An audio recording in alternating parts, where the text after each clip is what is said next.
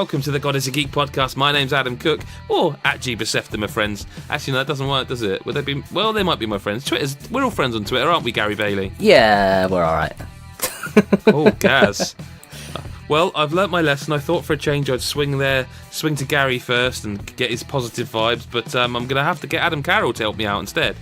Twitter is the greatest place ever. I love it. I check it every day. It is full of positivity. There was one thing you said there that was true, and that was that you check it every day. The rest of that was our barefaced lie. It's everyone's scared at the moment, I think, because Call of Duty's on the way, and of course Red Dead Redemption 2 is on the way. Everyone's scared, and the games have calmed down. Finally, we've got loads more in the year. You know, Fallout, Hitman 2, Just Cause, Pokemon. There are plenty of games still to come. Of course, Battlefield. Actually, Christ, Battlefield's gone quiet, hasn't it? Yeah, now I think about it. Because I'm guessing they're just like, look, let's just get our heads down, get it out. We've already delayed it. We just maybe get fix on it, and I don't know. Absolutely, but there is one big game that we talked about last week that I think a few of us have had now time to play. I will warn you up front. But I think this is going to be a shorter podcast than I used to, but that's fine because there's going to be a lot of game chatter coming up. I've played the first few hours of Assassin's Creed Odyssey. I think Gary has as well. Yeah. Maybe more than a few hours, actually, because you've seen the late title. Yeah, it's about 6 hours or something like that, I think I've put into it. Okay. I like this game so far. I feel like...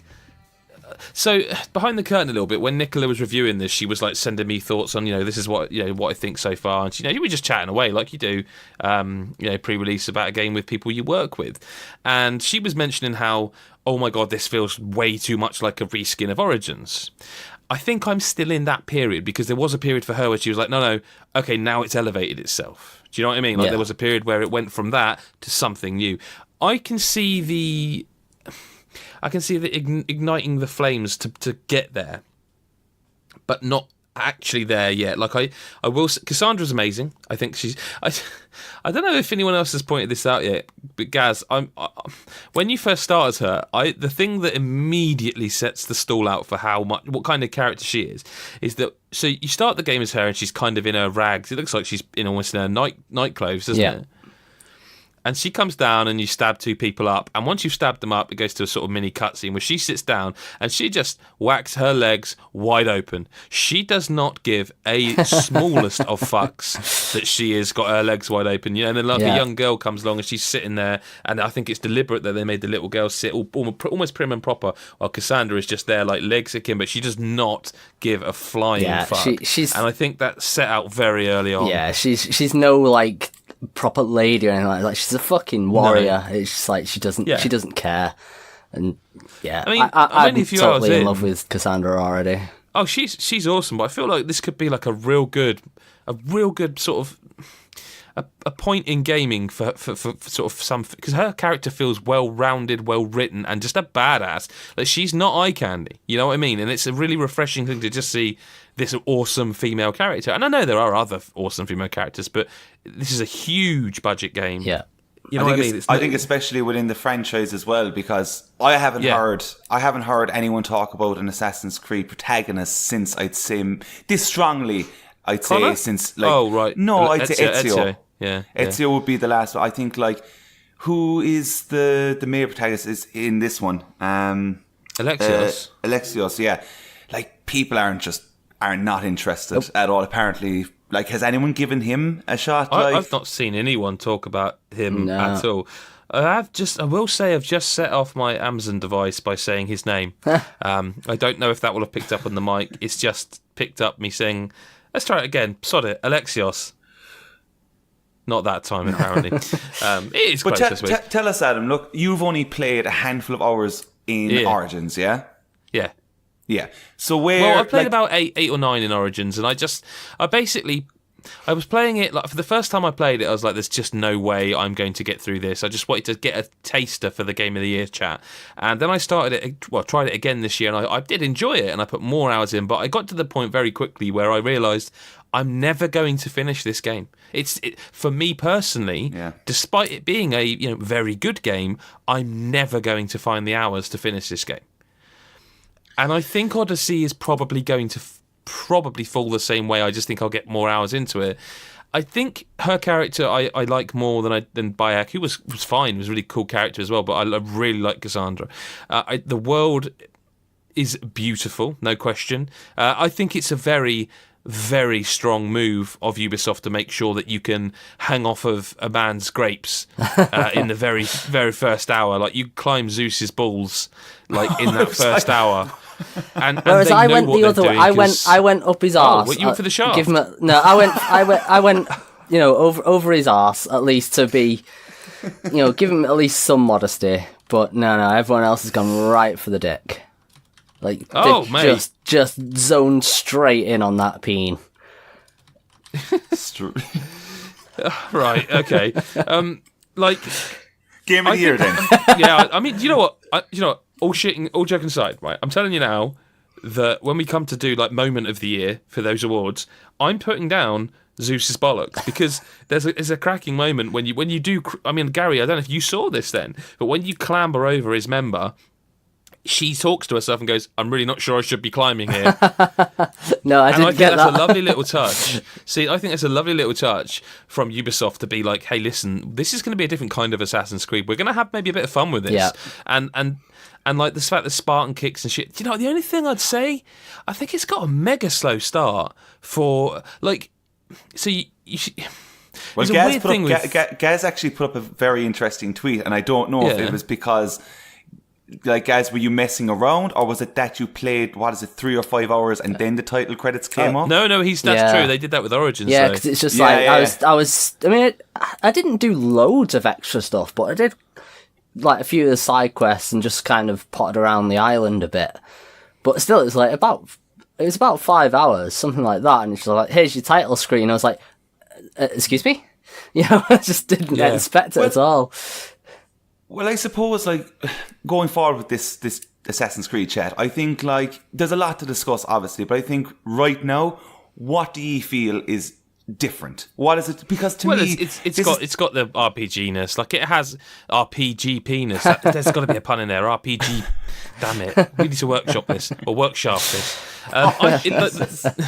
You've opened the gate, and I'm just running through it now, mate. There's no stopping me once we get going.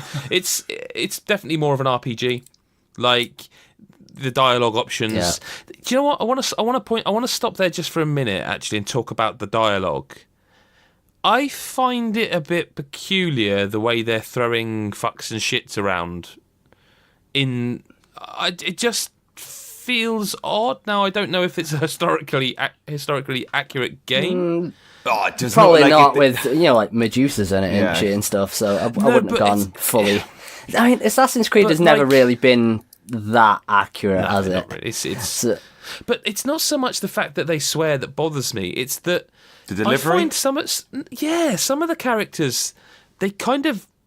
There was one, I swear to God, was giving a good Greek accent, but then when they swore, they just dropped into another. They're obviously an American actor, and I found that peculiar. I suppose that's a good point to go off of here, actually, because the voice acting is something for me that's just been.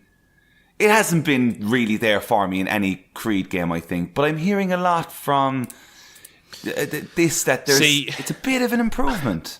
I think Cassandra's is an improvement. I think a lot of the NPCs, it's like still stiff and weird, and the NPCs don't seem to be named a lot of the time. Like, some of them, it's just like woman or like vegetable farmer. Like, they don't actually give them names. Some of them, guys, do they? I don't know whether it's just because they're just like, this game's massive. We don't need to give everyone a name. Fuck it, just go for it. So while we're talking about things I don't like, there's the Mercenary System, which is basically Nemesis. Like, Nicola said, it was like Nemesis Light. 100% agree. Like, it is missing a lot of what makes the Nemesis system so cool. I do like it though. Like, I do like it, but the first time I got, like, I was sort of on their radar quite early on. I think that's story. Yeah, I'm guessing that's just like a scripted kind of thing. Yeah, but it definitely then is. I think it was yesterday. I just booted up the game, and suddenly it's just like, he's tracking you. I'm like, what? Okay, so I went after him. He was level 5 for me, and I'm like, no, I'm going to get to level 5 and go take him that out. was my plan. And I was level 4, I think it was, and it was just, like I say, I loaded it up, and the first thing it did was go, yeah, you're being tracked. So I sent, I looked through Icarus's eyes, and it was just like, oh yeah, there's his little icon making a beeline for me. Moving. It's like, okay, I ended up fighting him. Initially I thought, I'm going to hide in a bush. I'm going to go the Nicola PUBG route and go for the bush. But he came along and was like, you know what, screw it, I want to have a fight with this guy. And it was quite a big fight. It probably took about 5 or 10 minutes. Yeah, they're not over quickly. I was just... Yeah. Does this system feel as personal as, say, the... Nowhere near. That's where they drop the ball. Like, so you can go into the menus and it shows you what they're weak to. I don't think that's very well done, because I went into my first guy. I didn't even know that. He's got a heart condition. Oh yeah, no, you can go into the system and it shows you. So my first guy had a heart condition, which apparently means he's more susceptible to bow and arrows, or it might have been assassination attempts, one of the two. But those were his two weaknesses, basically. So I got near him and I aimed at him with a headshot, and it was. I'm level 5, he's level 5. It didn't even take away a quarter of his health, and. If I'm level 5 and he's level 5 and he's weak to bow and arrows, I feel like a headshot should do, if not death, it should significantly wound him. Yeah, it's a little bit too gamey. I feel like that's that one way. of those things they are not getting right. Yeah, that is exactly it. I feel like there's a lot... We've talked about this before, how if you stab someone in the neck, then they should die. And that's definitely not the case in Assassin's Creed Odyssey. One thing I have noticed, though, there's some of the assassination... stuff, the actual animations, they're a little bit overly brutal. Cassandra's I've already stabbed him in the neck, but I'm still going to beat the shit out of him afterwards as well, just for good measure, just in case you're not entirely sure that he's dead. I worry about the pacing as well, because it seems like you can unlock skills for things you don't have yet. So I had heard about the one of the spoilery. You can throw a spear and kind of warp to them. Oh yeah, right. Yeah. I unlocked that skill, but it doesn't work because I don't think I've got the spearhead yet. Well, she has that straight from the beginning, didn't she? Well, it does. That's what I thought, but it doesn't seem to work. So I don't know what I'm doing wrong. And the same with, I unlocked a skill with one of the bow and arrow things where you can snap to. Right. And I don't think that targeting works very well. Right. It doesn't snap to. It's like you have to have aimed at them once before and then it will snap to. But I don't feel like... Again, that may be just a byproduct of the fact that there is so much going on in this game that I'm not you start off with a flashback, and I do want to point out how odd it is that you're essentially in this game playing the present day character who is in the Animus, but now you're also seeing flashbacks of somebody else, and then you can also see flashbacks of Cassandra's youth, and it's like when you start to think about that process, it's kind of like bad, Inception, but it's like the dream within a dream sort of thing. It's exactly that. It is exactly that. I want to point out that, Nicola mentioned about the exploration mode. Are you playing in that? Yes. So am I, but I don't know how long I'm going to last, because it seems great. What's this mode exactly? So if you go and talk to someone about a mission or a side mission, they'll tell you, can you go and kill this shark for me? It's guarding some treasure. It's over by this place. And you're like, I don't know where that is. And you can ask them. They go, oh yeah, it's just south of X place, which you might know where it is. And then you basically have, rather than just getting an icon, go here to find place, you get on your screen, it'll give you those clues you've been given and you have to find where it is. So rather than just having a screen littered with icons, it's on you to discover where that location is, where that person is. That seems incredibly hard. It's really good. This is the thing. It's really good. It's very much an immersion thing, isn't it? Cope for 100 hours. That's why I've chosen it, because I was like, you know what? I don't want the icons everywhere. I kind of like the idea of exploring a bit more. I just don't know how long I'm going to last, Gaz, because I'm getting to the point already where there are lots of missions popping up, and it's like, look, I think if just tell me where these wolves are that I need to go and kill for this side quest.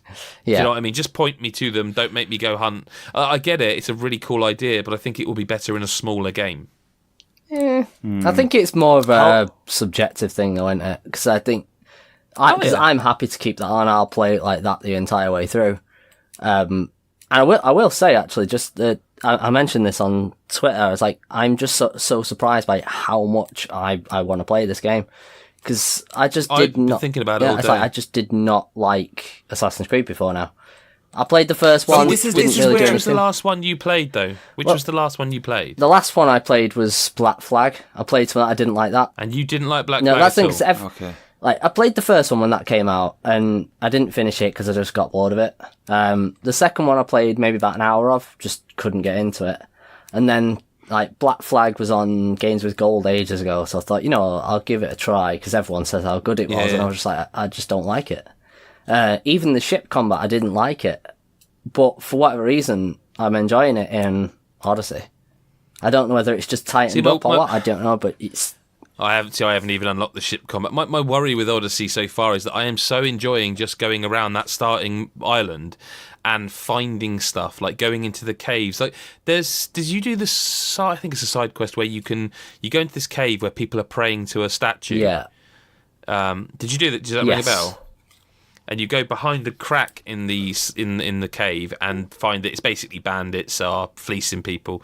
And when you come back out of there, it's just fairly standard. You go in, you kill the bandits, get the treasure, come back out, and you're going to go and tell the guy. Well, you can tell him what you want to tell him. You get options, but on the way back out, someone else is praying, and you can just be silent, or you can pretend that you're the god because they can't see you, and then that triggers another side quest where you can go and find out why this woman's so poor.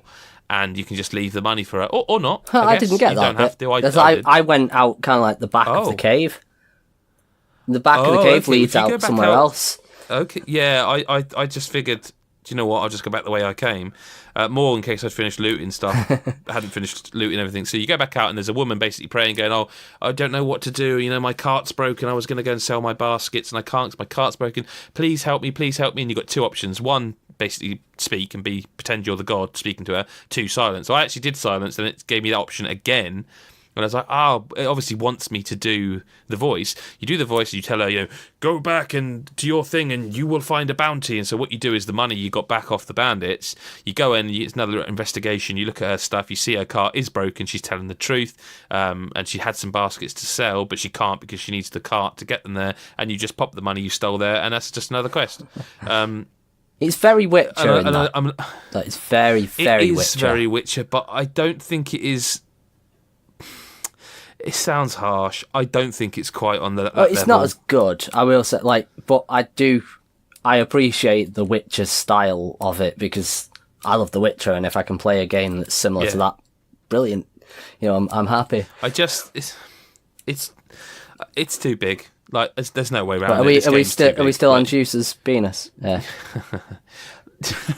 Do you answer me a question then, honestly, right? And I want you to bear in mind that we all know Red Dead Redemption's 2 weeks away. Do you see yourself finishing this? Honestly. Yeah. Partly because I've already decided I'm not getting Red Dead straight away. I'm going to wait on it. Oh.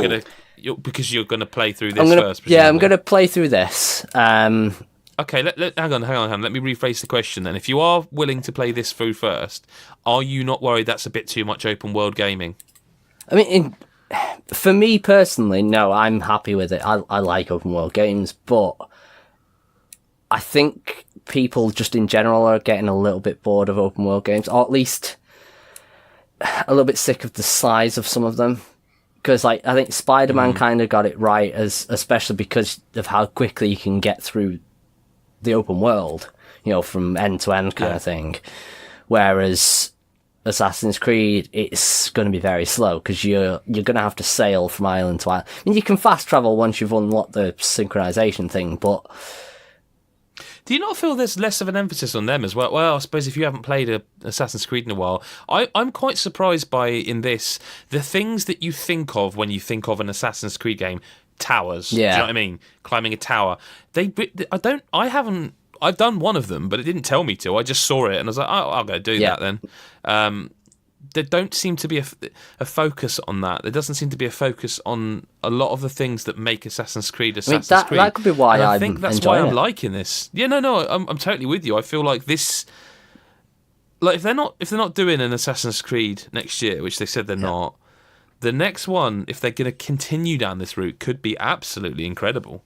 because they're definitely leaning into the RPG aspect of what they built on they are building on Origins in a big way. Well, I know you didn't play it, but this game's got you. It's got. Yeah, I mean, they've got the potential here, because if you think of BioWare fucked it, didn't they, with Andromeda?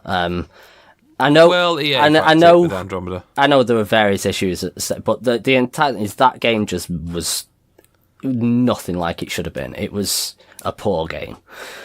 There's a big gap now. It was a weird game because I started playing it and was enjoying it, and then at some point I was like, I don't know why I'm playing this, and just stopped. It's kind of like you get to sort of like, I don't know, 12, 15 hours, and you're like, why am I doing this? There was nothing pulling me forward, kind of thing. But it does leave a gap for a new BioWare game sort of thing, just obviously from somewhere else. And I think that might be what Odyssey is going for, and what Assassin's Creed is heading towards, like improvements over the years. So, I mean, for me, I suppose it depends on if BioWare come out with Dragon Age next year, because that Inquisition needs a sequel, and I want that. But that's kind of going off on one. I just think that Odyssey should have been released a month earlier. Oh, absolutely. I just think it's a difficult thing, isn't it? Because I mean, Red Dead is essentially the centre of this Q4 this year. But what I mean is, I'm not going to bullshit anyone here. Like, I platinumed Spider-Man, and I knew because of I we'll get onto Spider-Man, I suppose, as well. But I played through that game in a way I don't think I've ever played through an open world game, because I feel that most people play through an open world game, they do some collectible stuff along the way, finish the story, and then if they like it enough, they go back to do it. And I think I did that with God of War and Platinum, and Horizon. I did it the same way. Finished the story, went back and did the trophies to get the Platinum. Spider-Man, I did everything on the way, so that by the time I'd hit I don't want to spoil anything here, so I'm going to say I was in Act 3, but I had maybe a couple of boss fights through Act 3, I think. By the time I'd hit that point, I knew that when I finished the story, I was going to get the Platinum as well. I had done everything. Right. And that includes, I think, some really... I don't like the challenges in this game. I don't like the it feels very old... in a game that feels so cool and modern, I think it's really bad that there's so many insta-fail options. Like, I think that needs to be gone for the sequel. Just get rid of insta-fail. Make the game world reactive somehow. I don't mind it so much in the challenges per se. I did find them frustrating because I found that some of those challenges, they didn't work how they're supposed to. Like, so, you can do your web strike, your triangle. Yeah. I found that you would do that to one, knock him out. Another one had his back to you, and you do it. And I just sometimes had it where I hit him and it didn't knock him out. And it felt like I was being a little bit cheated. That's neither here nor there. The game's excellent. But I did that. That's an open world that to me is a new thing, that I literally had rinsed every ounce of that world out before I hit the final story mission. I think the game, in terms of story, it sticks its landing. I think there are some issues with the pacing, which we can't go into here. There will be a massive Spider-Man chat and Game of the Year, I think. I think that's going to be a really good listen and hopefully a good chat for us to have. Spider-Man is a terrific game. I wanted to ask you guys... Wait, when you say chat, I think you mean argument. I don't think there'll be an argument. I think there will be a consensus. But because... Again, I was jumping around a bit, but with Red Dead, for example, my worry is that's already been given Game of the Year awards by sites, where there are certainly elements of that game that sound questionable to me that I need to experience personally. I think I get that myself with it. Like the whole... I don't like the Sims aspect, basically. Right. This I don't know that I want Zelda in my Red Dead, well, Breath of the Wild in my Red Dead. Again, I need to play it personally to find out if that is as big an issue as they're making out, or if it is, if you want that, it's available to you. Do you know what I mean? But it does feel like that's been given the award already, not by us, but generally, like that game's... Yeah, I think, it's that whole thing, tops, everyone, like, other publishers and developers are kind of running scared of it. We all know Call of Duty has done that. Whether anyone will admit it or not, they've run scared, they're releasing early. Of course they have. But what worries me about Assassin's Creed is that I worry if the things I've read about, because this is no me. Oh no, I can't talk about it yet. I haven't played it at all. And if the things I've heard and read about that game are true, that game is going to revolutionise aspects of open worlds in a way that's going to immediately make Assassin's Creed feel old hat. And same for Spider. As much as I love, like I say, I platinumed Spider-Man, didn't have to, wasn't covering it, just wanted to. That is a good game for me. It's a game I personally like a lot. Otherwise, I wouldn't have done it. But I just feel with Spider-Man, a bit like Assassin's Creed, that the second one could be one of the best games of the generation. Like, Spider-Man is a terrific game. I think they overdo some stuff. Like, I think the traversal never stops being amazing. I felt by the end, the combat, I had more options than I used. I found that by the end, because let's face it, there's X amount of enemies in that game, enemy types, but every one of those enemy types has a class. So there's the guy, I don't want to spoil the type of people you fight against, but there's each enemy type has a class, if you know what I mean. Kind of like you have like the brute guy or whatever, and that's exactly it, Gaz. And every one of them in each of the types, into each of the enemy types, it's Batman. You fight. That's them. the thing, isn't it? It's the Arkham had the exact same thing. You had the certain types which required certain moves to beat them. But in this, so the electric guy, the guy with the electric baton, the way you beat him is the same as you beat the guy that you fight sort of 3 enemy classes on. It's just a different skin almost, slightly different attacks. I found that by the end, my attack patterns were repetitive, and even my gadget use was. I found one that I liked and kind of stuck with it. Yep. And that to me, was it the electric one by any chance? Or was it the web shot? The web grenade. The left one, that one. Yeah, on the left, that one was a real good one. And what I would tend to do is sometimes throw down some little drones quickly to just. And I quite liked the suspension one where you lift them in the air, but that makes you vulnerable. But I tended to basically, and again, stop me if you've heard this kind of thing, because I think most people do this. So it was kind of like maybe a couple, when the enemies got a bit stronger towards the end, a couple of punches, then a uppercut into the air, jump up, maybe a couple more punches, and then something else, maybe fling a web grenade off at someone nearby. And by that point, you've got some of the skills unlocked where you can do like a double finisher. So I started using that, and it kind of become very repetitious. Never wasn't fun though. I think that's no. It was always fun, but I just feel like you're given more tools than you need. And better than the other way around, I suppose. Excuse me. I suppose, but combined with those crimes aren't fun by the end, and I know you don't have to do them unless you're platinum. They're not fun. Yeah, that's what I mean. Unless you want the platinum. By the end, those crimes.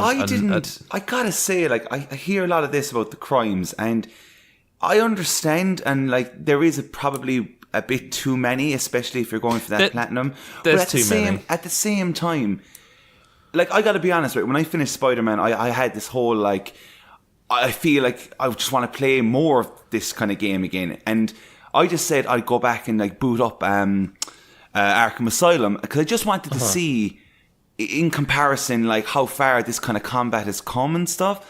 And if I'm honest, it is so unbelievably tight, especially when you go back to say the Batman series and stuff. That even when you're saying about all the gadgets and stuff, I didn't really find it a thing where I'll just stick with this. And what's the point of everything else? Because I think they balance it out to kind of say you have all this, but do it your way. Do it whatever way makes it fun for you.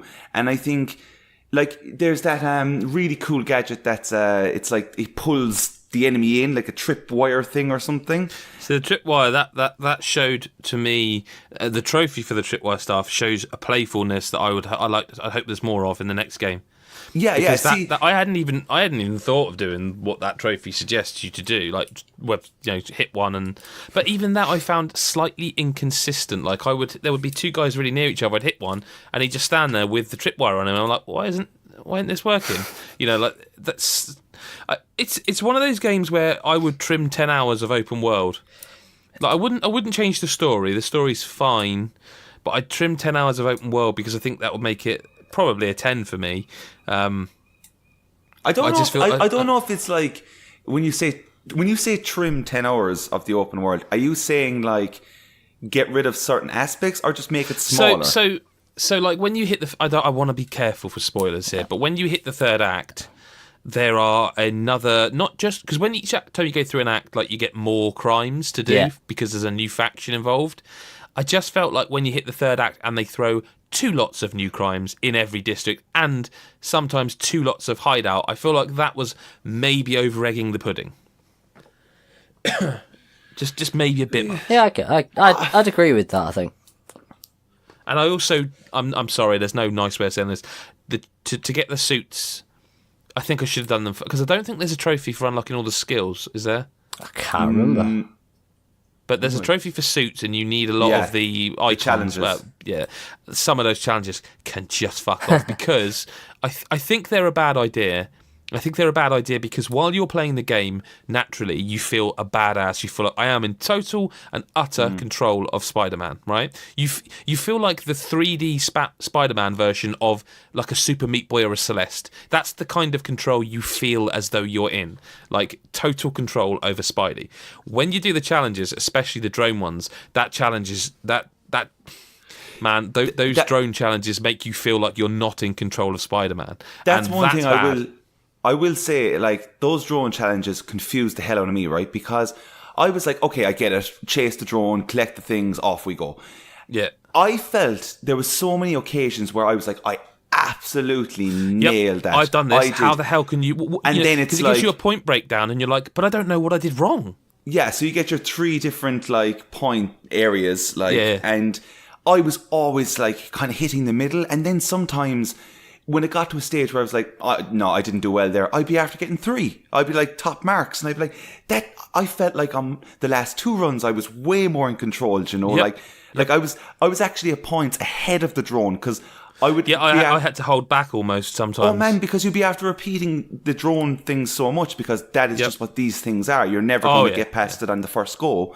So it gets to a stage where I know where the drone's going and you almost have your own little shortcut down, but it almost felt like I was being punished for doing that then. And I was like, okay, where's the balance here? What am I actually supposed to be properly doing? That's the problem I've got with them is that, like I say, I feel like you are in control of Spider-Man when you're playing the game. You know, you are swinging and, you know, you can get around that city without swinging. You can just point jump, you know, and that is amazing when you nail those over and over again. So the speed you can get is ridiculous. Oh, absolutely. But then you do these challenges and...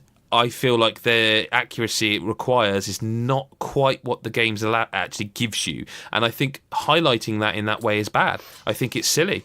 I think it kind of pulls back the curtain and shows you actually you're not in as much control as you think you are, and that's a bad thing to do in a game that's about a power fantasy. And I know that's perhaps being overcritical, but it is something I spent a lot of time doing. There was 1 drone battle in fact it's the one where you go through. I think there's only one of these. You go along, you go near a bridge, and then you hit a point and you slide through like a cylinder. You know the one. It goes into like a cinematic thing where you slide through the cylinder and out the other side. And yeah. That one I think I spent 45 minutes on, and I was at the point where it's like, I don't know if I want to platinum the game this badly because I needed that challenge, and it seemed like the one I could do because I was getting close to it. And I just feel like giving me the feeling of being Spider-Man and super in control of the game, then pulling the curtain back and saying, you're not as in control as you thought. Because I don't think the game's particularly difficult. I think it's just difficult enough on standard difficulty. Like that I did not like those challenges. But in its defense, in fact, any of them. In its defense, though, regarding that and getting the trophies, I do appreciate that they let you just kind of decide which ones you personally will be able to achieve. Because like they could have easily turned around and said, get full marks in every challenge. I wouldn't have platinumed it. If it had done that, I wouldn't have done it. Because I thought, like, when I initially saw... Not that I couldn't have, I would have just gone, nah, you're all right, thanks. Oh, yeah, no, because like, there was moments where I got really frustrated with the drone challenges that I had to do every one of them... A couple of the stealth ones as well. Yeah, the stealth ones were odd. The stealth ones were odd because Well, it was only when going back to Platinum I realised you could use your bloody gadgets. I thought the stealth ones had to be all stealth attacks from above. I didn't even realise you could use the trip mines and the... That's so funny you say that. I actually literally discovered that as well on, like, when I was going for the last couple of, like, 2 or 3 hours of the game. I was like, oh my god, I can use all the gadgets. This is way easier now. Like, and all of a sudden you can do them in 30 seconds. Yeah, no, I don't know why I thought that, because maybe it was just like, it's stealth, it's Spidey, do it, like, where nobody else can see. It's because they teach you that throwing your web at something is a distraction, so if you start throwing your webs around, you're going to distract them and set off the alarm.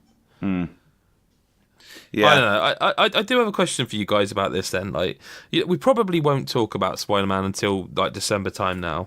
So I want to ask just a genuine question, and I'll give mine as well. So Chris White gave it 9.5 out of 10 for the site. Okay, given the same ratings, half marks and that, like, Gaz, genuine, and there's no judgment, I just want to know personally what you guys think. What would you have scored this? Now you've platinumed it, haven't you? No. Okay. I've not decided whether I'm going to platinum yet or not. I'm enjoying it, but part of me doesn't want to ruin that enjoyment with the challenges. No, that is fair. But comment. I mean, I probably agree with Chris' score. I'd probably go with the same. Okay. 9.5. Okay, and Adam, what about you? I would probably say maybe an 8.5. Okay, that's where I'm sat. In any given day, I might have gone up to a 9. Because I do want to say though that 8.5 with strong potential to get a 10 for a sequel. Oh, massively. Like, it's a weird one because I did platinum the game and I didn't have to. And so part of me is like, well, if I was reviewing it, would I have? Well, no, because you don't need to platinum a game to review it.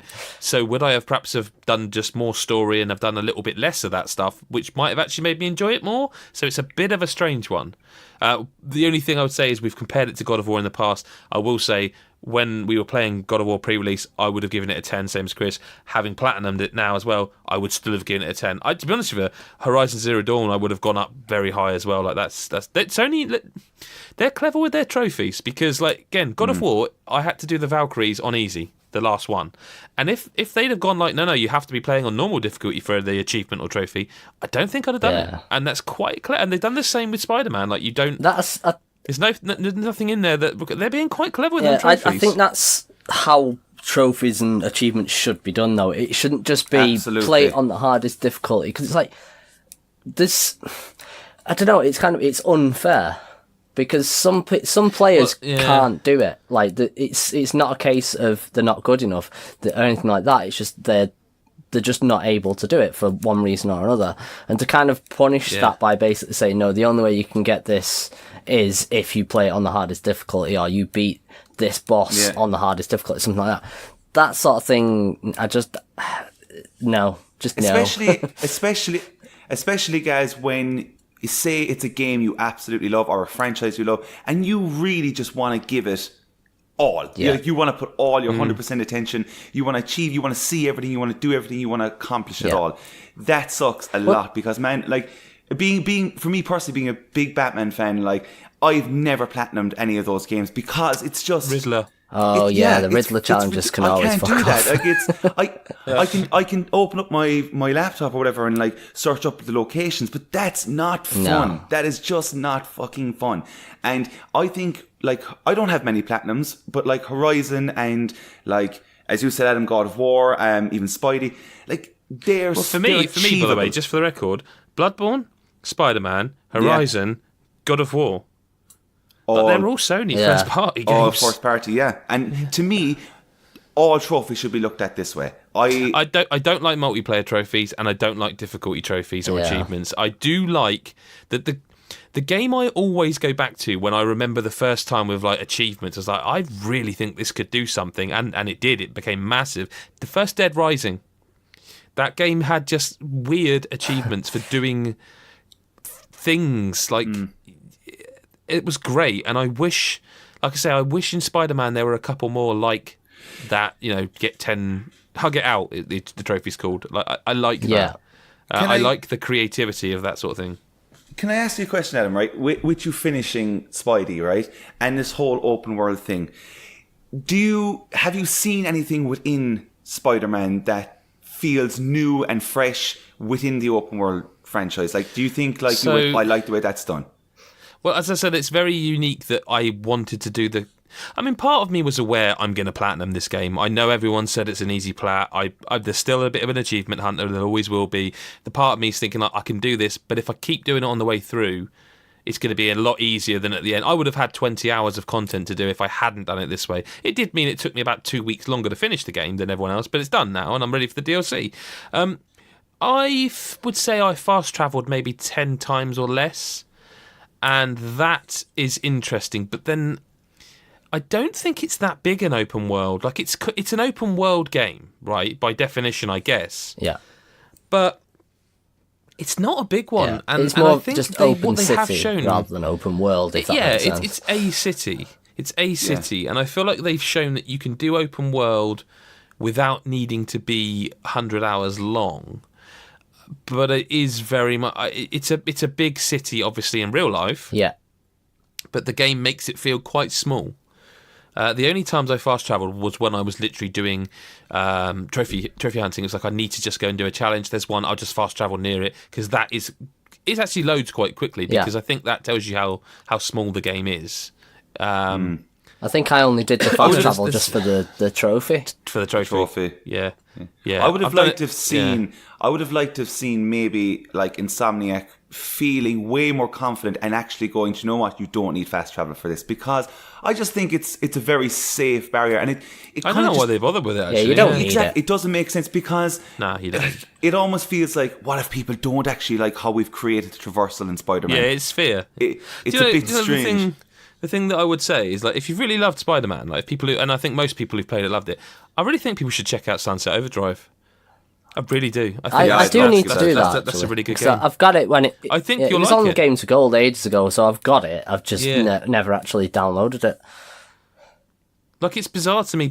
I was one of the few. I think I gave it an 8 out of 10. I really liked Sunset Overdrive. I thought it just really sort of gelled with me. But people talking like Insomniac have suddenly made this open world game. Like, oh my god, have they done this? Like, well, go back and play Sunset Overdrive, because I tell you what, the bones of Spider-Man are there. They are. But let's talk about some news, because there's not a huge amount this week. Let's start with Telltale, or not really. Skybound Games will complete The Walking Dead, the final season. Skybound will work with the original devs. Now, I must admit, I don't know a huge amount about this, and as far as I've seen, they've just said, let's wrap up Clem's story right now, more details to come, and it's good. Yeah. Of course it's good that the game will get finished, but there's still part of me that's going, what about all the others? Yeah. It's great you're making the game that then people can go and buy. Great, but what about all these people not getting paid? I think this.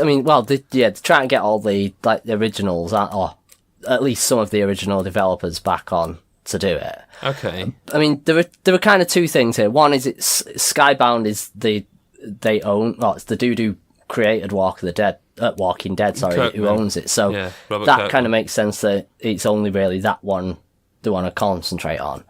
But the other part is, these people, if they're taking them on for this, the old Telltale people, are they only going to be brought on for that, or are they going to be kept on and work for Skybound? Yeah. It's kind of like, if that happens and they stay there, great, no, brilliant. But otherwise, it's a little bit, what, it's not really going to help anyone. Not in the long term, anyway. Like, wouldn't you, like, this sounds really horrible and clinical, but if I'm in their position, these people who've just been laid off suddenly, some people who literally moved countries to go and work for Telltale, I'm thinking, no, I don't give a fuck about the last few episodes of your game. I'm going to go and get a job that will mean I don't die and I can eat. Like, I'm sorry, but it's a job. Yeah. And it sucks for the consumer, but it sucks way more for people who are going to, like... That's the thing, innit? If they get offered another job, then they should take it. I'm sorry. It's too easy for people to be like, oh yeah, we deserve to see the ending, whatever. It's like, well, no, because these people... You know what? That's true. Yeah. That's true, but these people deserve to eat. Exactly, that's it. It's like, too many people don't think of that side of it. They're just like, no, I want my story. When it's like, you know what? These people just want to eat. They want to keep a roof over their head, that kind of thing. Normally, I would 100%, and I think anyone who listens knows this is true, I would be 100% the consumer. In this case, there's 250 people who need money to live. Like, they don't make games for hobbies, they make games for, it's a job. Yeah. That's what I just want to play devil's advocate with this, right? How do you feel personally, knowing everything that's gone on with this story? Like, are you okay to just like give Telltale like the kind of money towards it and stuff, considering it's still not the full amount of people? Like, I don't know really. Like, not at all. It's not enough now. At this stage, it's not enough to just have, oh, well, we'll give them their Walking Dead finale, so because we've heard so much about that. I don't know if a lot of people are going to be comfortable with doing it now. I think there's been too much information put out there, and it's just like, no matter what, when you play this, it's great. Look, if you're a fan and you get it, but are you really going to sit there going, that's great now? Because at the end of the day, there's still a shitty story surrounding all this. Yeah. And it's still going to exist, you know? The whole thing's uncomfortable, and like I say, it's to be honest with you, I haven't personally seen a lot of wringing of hands like, give me my last episodes. Most people I've seen are a case of like, shit, I hope they get jobs. Like Ubisoft did that job fair where they were like, come along, we're gonna did that come around actually? Have we heard anything like that? But I don't know if they've done it yet, but I think they weren't the only ones that said they were basically like, come along, we're going to put food and drink on, talk about careers, see what we can do. It's been quite nice seeing the outpouring of people like, hey, come talk to us. We need staff, blah blah blah. I'm not seeing anyone. I mean, to be honest with you, this is probably more indicative of a wider problem. Is that there hadn't been buzz around the Walking Dead finale season. There hadn't been buzz around anything Telltale had been doing for quite a while, and that's sort of perhaps part of the wider problem here.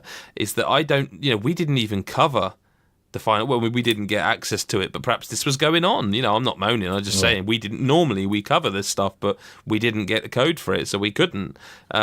It's a weird situation that's continuing to get weirder. I mean, hey, this isn't news, but hopefully everyone's going to be okay. Like I said, to me, the most important thing is that those people can afford to continue to live in a way they have been. 100%. In interesting news, Sony have actually renounced their PlayStation Plus, like really early for them. I think it was an accident, but like November's PlayStation Plus is pretty good. Laser League is there. That was on Xbox. What was that? Xbox Games with Gold, or was it? It might have been Game Pass. Yeah, Game Pass. I think it was. Friday the 13th. The game. That's this month. Sorry. I'm fucking reading the wrong list. I do apologise. Yeah, I thought that seemed a bit familiar. Sorry, November is Bulletstorm Full Clip Edition, which Bulletstorm's fun. But the star is Yakuza Kiwami in it, like. Which I bought and still haven't actually played a while ago when it was like $12.99 or something. Oh well. Oh well, indeed. Do you think this was accidentally leaked? I just feel like the October listings, especially with the Friday the 13th situation, I just think people were just like a bit more vocal than usual, considering that game is just in a bit of a shitstorm. I did find it weird that was the game, considering it's essentially dead, isn't it? Dude, it makes no sense. Yeah, it makes no fucking sense. The lawsuit is still like going on and everything, and that game is just, it's not looking good at all. Like it's just not looking good. And I think like to accidentally leak this, I don't know, I found it a bit like whatever. Because look, let's be honest, these games, they're not really that great half the time when every month they're announced. I'm not really that impressed. I don't know if many people are. I think this Yakuza one is cool, but if I'm honest, why didn't you just give us Yakuza 0 or something like that? The one that everyone first kind of... Zero would be the best... It'd be the best one to give, I think. Yeah. And Bulletstorm, if I'm honest, like, look, no one's going to fucking play it. I'm sorry, like... You don't think so? I wasn't really a fan when I played it on 360. With everything that's coming out, that game is just going to be added to the library and left there. And I think that. I know that sounds strong, but I just feel that's where, when we're paying for the service and stuff, and they're doing this, you want games that you're going to play. Like, everyone should play this Yakuza game over Bulletstorm. That's a fact. But like, when you really going to sit down and be like, yeah, I'm going to play some Bulletstorm? Like, we're just not in that time anymore, and I don't know. They need stronger titles constantly, I think. Well, do you need a Megaman film? No, do you need a Megaman live action film? Yeah, this is a strange one. The film is currently titled, this is a shock, Megaman. and it's written and directed by Henry Joost and Ariel Schulman, distributed by 20th Century Fox, Churning Entertainment, who Planet of the Apes, producing it with Masaoka of Heroes fame. I'm just reading our news story because I can't pretend I've got any interest in anything Megaman has to say. But like, who plays Megaman? Oh, it's going to be hilarious anyway, whoever it is, to look at him in the suit. Oh, like, let's put it this way, okay? They're saying there's going to be like a high budget for this movie and whatever, and it's going to be like live action, all that stuff. Yeah. Like, if I'm honest, when the Ratchet and Clank movie got announced, I was more excited to hear that. Now, that was a disaster. Like, I'm not going to say that Mega Man is going to be amazing, but I would just like... Do you know where I would hope you wouldn't, Adam. I would sincerely hope you wouldn't say it's going to be amazing. But saying that, I think Mega Man is going to go down the route of trying to achieve something like Ready Player One. I think that's where it might go. That kind of style. And look, I know piss all about Mega Man. It's just boss battles constantly. Come on. Who's going to play Mega Man? Come on. Give me a name. I can't even think of anyone. I don't even think... Nicolas Cage. Nicolas Cage. No, he could be one of the villains. He'd be fucking Dr. Wily, wouldn't he? He's got that manic... That's a good shout. Yeah. Nick Cage as Dr. Wily is a great... But who's Mega Man? Well, who is... Hang on, Noah. First off, is Mega Man... He's just a normal kind of like kid, isn't he? He's just a kind of a bit of a robot, yeah. He looks like a kid, and the armor is part of it. But yeah, he's a robot. It's never occurred to me ever. Tom that Holland he looks like a kid. Which one's that? Spider-Man. Yeah. Tom Hardy. Tom Cruise. Tom Cruise. Tom from MySpace. What about... I've forgotten his name. Damn it. The guy in Game of Thrones who plays Tyrion. The Mountain. Oh, did he say Tyrion? No, that's the opposite. I'm blanking on his name myself now. Is it Peter something? No. Peter Dinklage. Why are you saying Peter Dinklage now? Why? Peter Dinklage as Mega Man. Why? Because I can imagine Mega Man with his kind of... that English accent he does so well. Of course. Going up against Nick Cage. I just want to see basically a film where there's a good guy, it's Peter Dinklage, up against a bad guy that's Nicolas Cage. I think that's that. Do you know what? That's a movie I watch. I will watch Peter Dinklage versus Nicolas Cage. It doesn't have to be a Mega Man film, but I'm saying it should be a Mega Man film. Dinklage v Cage. Jesus Christ, what a movie! Lastly, what an idea! Like Freddy versus Jason, making video game movies. Oh dear. Microsoft then. We haven't actually talked about the fact that they're doing their own PlayStation experience thing called XO18. And this is the sort of thing I was going to expect them to announce during it. For those who don't know, like PlayStation experience isn't happening this year. But Microsoft's XO, which is their version of that, they're doing theirs this year. It's called XO18 because it's 2018. My Alexa, she's gone off again, and I don't know what I said that time. I suppose it's the XO. She's just like, wait. There's an X in my name. Yeah, have to turn her off. That's weird. It's just trying to give people early access to this podcast. We're trying to live stream it. But anyway, I thought this was something they were going to talk about there. I thought we were going to get a new console unveil, like a streaming box unveil, and this Project xCloud, which basically is, I mean, the way I'm going to describe it, and I've watched the trailer and I've read up on it, Microsoft's version of OnLive. That's the way I understand this. Do you remember OnLive? Yep. But with like an enormous amount of money and lots of good cloud networking behind them. They are going to be trialling it in 2019. This is the ability to play basically Xbox One games on anything, really, anything that can stream. The video shows like Xbox One controllers attached to iPhone. Well, it looks like an iPhone to me, but it might not be. With like a little weird thing that like clasps it all together, like a switch, essentially. They've got, and it's like so it sounds like they've got. Do you remember PlayStation Folding at Home, which was basically loads of rack-mounted PS3s you were connected to? Remember Folding at Home? No. It's the thing you could do, leaving your PlayStation 3 on in the background, and it would be. I don't really know what they were doing. They were using the power of your console for something, or to solve cancer or something. I thought it was. I can't remember. But this is that. Like they have loads and loads of rack-mounted Xbox Ones that you're streaming from, essentially. And this is the future, lads. Oh, yeah, hands down. It's... yeah. Is there a price on this yet or anything? No, no, but basically... It's all to do with their cloud, their Azure cloud thing.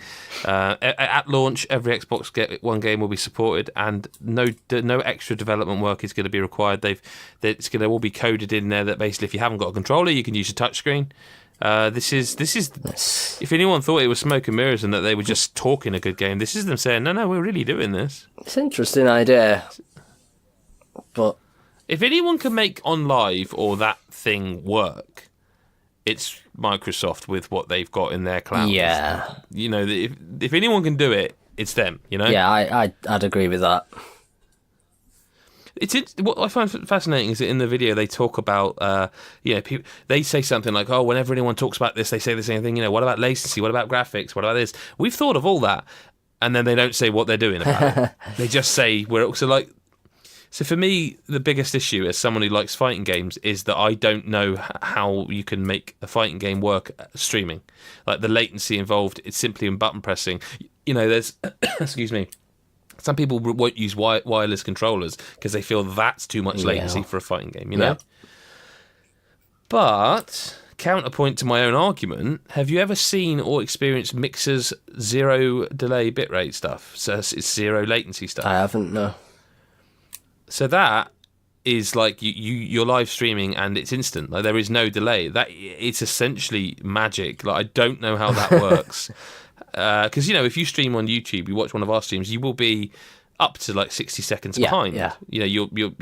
But Mixer is instant. Like if you choose the zero latency, it is like there's a millisecond delay. Like that is amazing. I don't know how it's done. Like Twitch don't do that. It is. It's kind of magic. So if anyone can do it, I think Microsoft might be the one. Yeah. You don't seem as excited as me, you two. I'm just always going to be a physical collector. I'm sorry. I know that's not like a big issue to a lot of people these days. Like this is the way it's going, but I just get I know what it's doing. I know it's the future. I know it's where it's happening. But I'm just forever going to be somebody who likes physical products. And I know a lot of people have come to realize that they don't like it and they've gotten rid of their stuff. But this is cool. It is technology. That's the way it's going. But I'd be lying if I said like, oh, this is essential for me. I need this. Like, I don't know. It's just the way I grew up with video games and the fact it's all digital. But let me put it this way. Let's say you've got your Xbox One X at home and you're playing Gears of War 5, and you have to go out and you've got an appointment somewhere. Now, you could whip your phone out and carry on playing on it. I'm never going to play on my phone. I'm with you on that. I wouldn't. I just. All I would say is that millions of Fortnite users disagree with you. It's completely. That's fine. If you can play Fortnite on your phone, that's brilliant. But there's no way I could find enjoyment or the playability to do Gears of War or anything like that on my mobile. But you play it on your Switch. But you play games on your Switch. I barely take that on the go. Okay. Like that is normally always docked. Like same it as is. Me, then. Yeah, it's just the way it is. I'm not that like if you look at my iPhone, I have not a single game on my phone. Okay. Like I'm sorry to have brought this up, Adam. So don't ever fucking do it again. Okay. Right, let's get into some listener correspondence. Thomas at LlamaFluff42. I think you'll have something to say about this, Adam. What would you like to see in the first hardware revision for Switch? This is assuming that's true. Have you all experienced new console madness where for an initial period you just buy any and all games for it? This wasn't from last week, was it? Yeah, but we didn't have time last week, so we kind of held it for this week. Okay, well, let's get into it then. What would you like to see in the first hardware revision for Switch?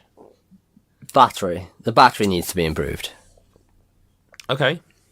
That's a good shout. I suppose it could... I don't know how they'd do it, but it could be a little bit more comfortable to hold. But... See, that the one thing I don't think they're going to change. It's not... Yeah, the shape... Any of the aesthetics. Yeah, the shape isn't going to change. No, because if they release a new Switch and your old Joy-Cons don't work with it, people will riot. I think it needs Bluetooth, like desperately needs Bluetooth headphones. Like, it's ridiculous that thing hasn't got Bluetooth in it. It needs a better Wi-Fi chip as well. Have you ever tried downloading a game on that thing? Yeah, it's not the quickest. It takes bloody ages. The kickstand's a joke. I know. I said it before, but I just want a more of a grip on the console. Right. I know you can get attachments to it, but I would just like something on the back that just can hold your hands comfortably. I know there can be a lot said about the Joy-Cons, but I don't know really what they're going to do. They are too small for me. But what about if they put a D-pad on them, a proper D-pad on them, rather than the buttons? Do we still need D-pads? Fighting game fans would prefer D-pad, wouldn't they? Yeah, well. Steady. I know. I don't think they'll do an awful lot. It'll just be stuff like the battery and maybe the screen, maybe a different screen. But yeah. I don't see them doing an awful lot. Do you know, this is a small one, right? Do you know what I want them to sort out? Is when you're putting in the game. I'm not a fan of the little hatch, because I feel that that's going to eventually someday just snap. I don't know, I just would rather a little door just to pop open. I just feel that when it comes out like that, I don't know, it's not really for me. I'd like a headphone jack on the controller, be it the Joy-Con grip or the actual controller. That is a shout. Yeah. That is definite, yeah. Well, that and Bluetooth, would mean a lot. Going for the other question though, I've definitely done a bit where I bought just like loads of shit, like. Yeah, it's well documented, isn't it? 4K. No, like when the 360 came out, for example, I bought about 4 or 5 games with that when it came out, and I'm just like, I don't even know why. So I bought like some of them I didn't even care about. I was just like, hey, new games, let's give them a try. I just shouldn't have done it. I don't think I've ever had that, really. Even like when I queued up to buy a Wii at launch, I think I bought Wii Sports was included. I think I bought one game. I don't remember. Yeah, it's not up. I mean, the 360 is probably the last one that I did that with. So I mean, like the PS4, I didn't get until Destiny came out anyway. The Xbox One I bought. Wow. Yeah, I mean, it was I chose the Xbox One. Like, I wasn't even going to buy any at launch. But I worked a shit ton that Christmas and I was like, you know what, I want to treat myself. And they had Forza. So it was kind of, right, I'll buy, I'll go for the Xbox One. I shouldn't have done, again, because that was one of those ones that, it didn't get used that much. And by the time it did start getting used, it had dropped in price massively. So I was like, right, that was a waste of money. But, in swings and roundabouts, I've only recently got rid of that model when I got my X, so it's lasted at least. I mean, finally he says, why do people still give out monkey nuts at Halloween? Surely no one likes them. I've no idea what he's talking about. I don't know anyone who gives out monkey nuts at Halloween. You do. You know what monkey nuts are, yeah? Yeah, I know what they are. I don't know anyone who gives them out at Halloween. Unless they want their fucking house egged. Oh, it's definitely still a thing. It's just they just taste like absolute shit. I'm guessing it's like certain. I like monkey nuts. It must just be like certain areas. Adam Cook, no, hang on a second. You can't like monkey nuts. I absolutely can. Adam Cook, you're lying. Well, I can't eat nuts, so it's neither here nor there for me. Are you allergic? Yeah. Oh, brutal, man. Well, thanks for that, Thomas. Dane, this is a good question. Dane says it's his birthday this week. I'm not sure if that's last week or this week when I'm recording. I don't know. But with the money he's gifted, he wants to know, should he? 1, buy an Xbox with Game Pass, most likely the standard model, which I think he means the S, because that's the standard now, because my 4K TV does not support HDR. Or 2, catch up on some of the games I couldn't afford throughout the year, and he lists God of War, Spider-Man, Divinity 2, Bayonetta 2, and Captain Toad in that list. What should he do? It's a tough one, 'cause Game Pass has got some good stuff on it. But it's got a good game on it, but it's also got a lot of good old games. So we're assuming here that he has not got an Xbox at all, which means he's missed every Xbox One exclusive. Yeah, I think that's what he's saying. But God of War, Spider-Man, Divinity 2, just those 3 alone are like, yeah. I think I'd be tempted to say go that route, but I know he also wants to play Forza Horizon 4. Yeah, he's a member of our Discord, which, by the way, you can get access to our private Discord by patreon.com/GodIsAGeek. $1 a month. You get this podcast early and an extended version of it, and our private Discord, loads of early videos, all sorts of stuff. It's well worth $12 a year or $1 a month. We give away more than that in codes to everyone, basically. So, yeah, consider it. But, yeah, he does want Forza, doesn't he? Well, I'm going to say that, like, this question is quite weird, but I actually, this week is also my birthday, and I'm also considering getting an Xbox One. So, but I have. It all lies on your shoulders now. See, that's it. You see, and I want to play Forza, and I want to play like Gears 4 and Sunset Overdrive, as we just mentioned a while ago. There's quite a few games I want to still play there.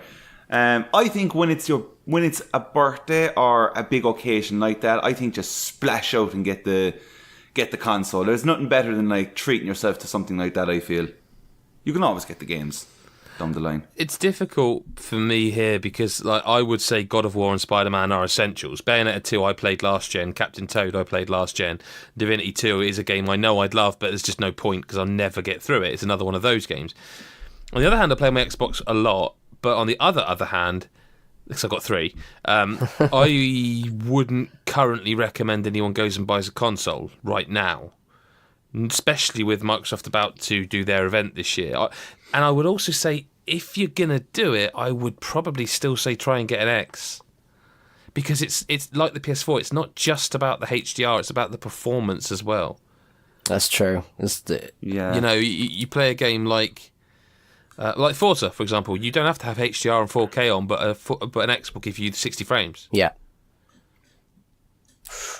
So I would say we're not helping him at all, really, are we? He's sat there listening to this, going, "What are you fucking doing? This isn't answering my question." Right, I'll get an Xbox. I won't get an Xbox. But what he's saying as well is with the equivalent of he would get an S, not an X. I know there's a financial difference there, but if you think of it in modern day, what he's kind of saying there is, I'm going to get a new iPhone, but I'm going to get the 2-year-old one, and no one does that unless they can help it.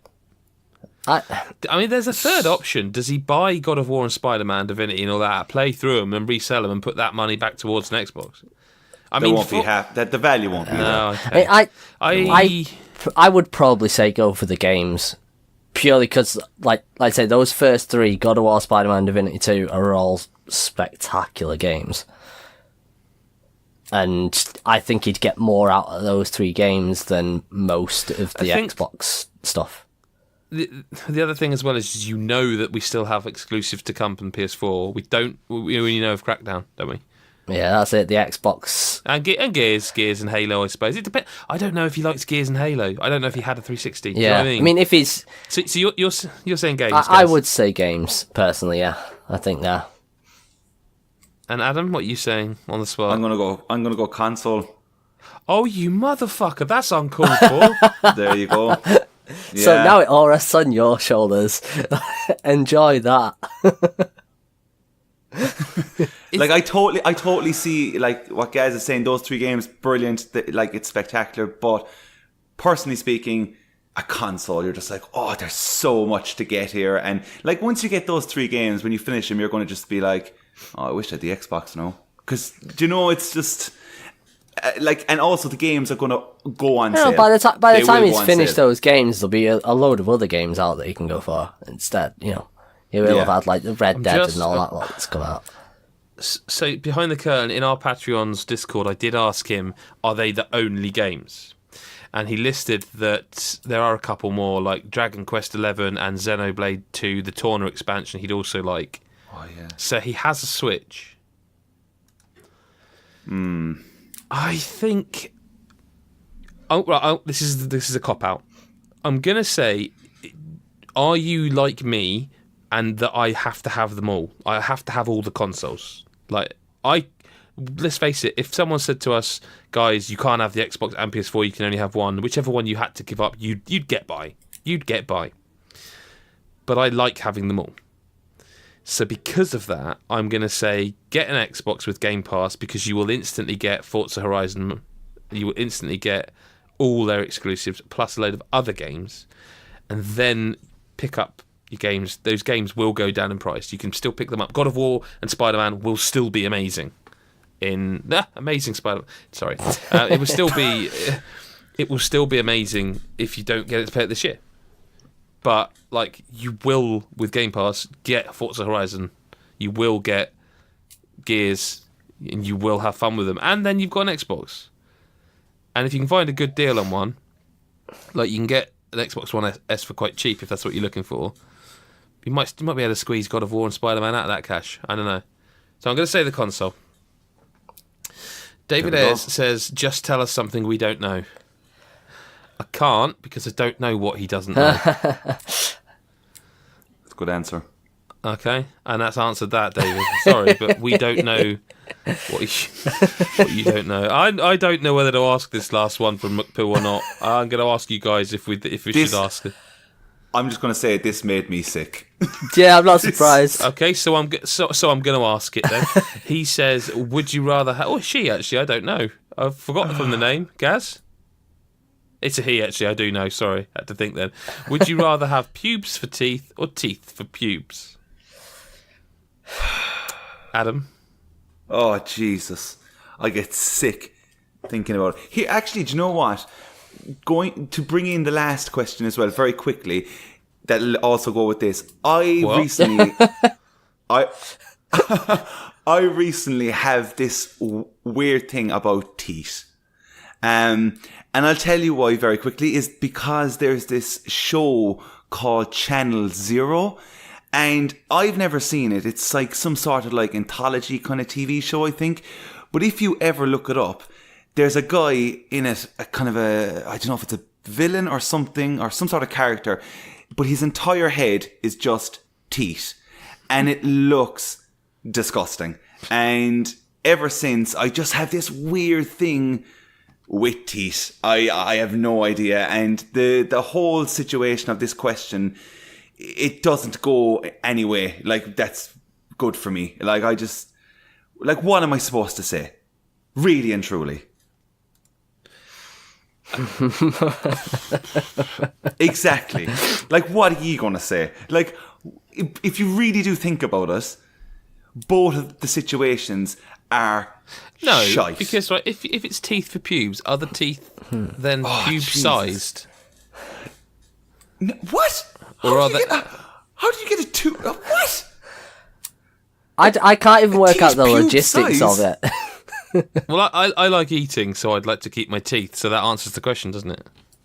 I like chewing food, so I that's it. End of. But hang on, no. Then you have teeth hanging off your bollocks.